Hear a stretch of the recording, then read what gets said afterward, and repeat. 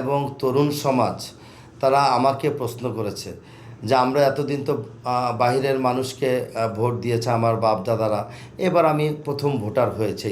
কেউ আমাকে ভাই বলে, আঙ্কেল বলে, যে আঙ্কেল শুনতে পেলাম আপনার বাসা মণিপুরে জন্ম, আপনার শেরাপাড়া, আপনার বাসা অফিস আপনার 13 নম্বর, আমাদের শুনে ভালো লেগেছে, আমরা এবার আপনাকে ভোট দিব। কিন্তু আমাদের কিন্তু একটা জিনিস দিতে হবে, কি সেটা? তাদের একটা দাবি, সেটা হলো এখানে অনেক ঘনবসতি, এখানে কোনো খেলার মাঠ নেই, তারা খেলাধুলা করতে পারে না।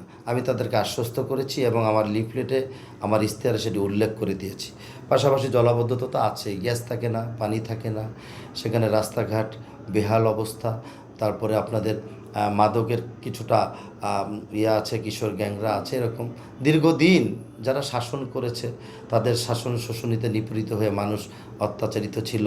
আমাদের এখন পরিবর্তনের পরে আমি একজন রাজনৈতিক কর্মী হিসাবে, আমি জনগণ যে আমাকে নির্বাচিত করবে, নির্বাচিত হওয়ার পরে এই যে জনগণ আমাকে করলো তাদের প্রতি যে আমার দায়বদ্ধতা, এই দায়বদ্ধতা এবং এলাকার সন্তান ছেলে হিসাবে আমি আমার সর্বোচ্চ কাজগুলো আমি আমার প্রিয় জনগণের কাছে ফেরত দেওয়ার চেষ্টা করব, যাতে করে জনগণ কখনোই মনে না করে ইলেকশনের আগে এসেছিল এখন আর আসছে না, এই লোককে আর আমরা ভোট দিব না।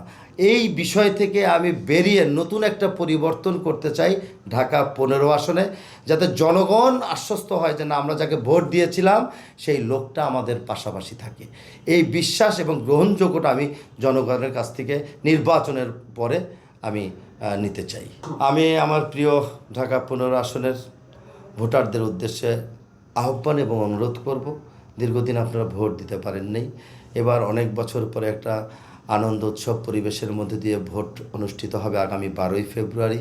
সেই ভোট যার যার কেন্দ্রে গিয়ে আপনি এবং আপনার পরিবার, আত্মীয় স্বজনকে সাথে নিয়ে নির্বিঘ্নে ভোট দিবেন। আপনাদের জন্য আমাদের সকল সহযোগিতা থাকবে, আমরা আপনাদের পাশে আছি। সবাই ভালো থাকবেন।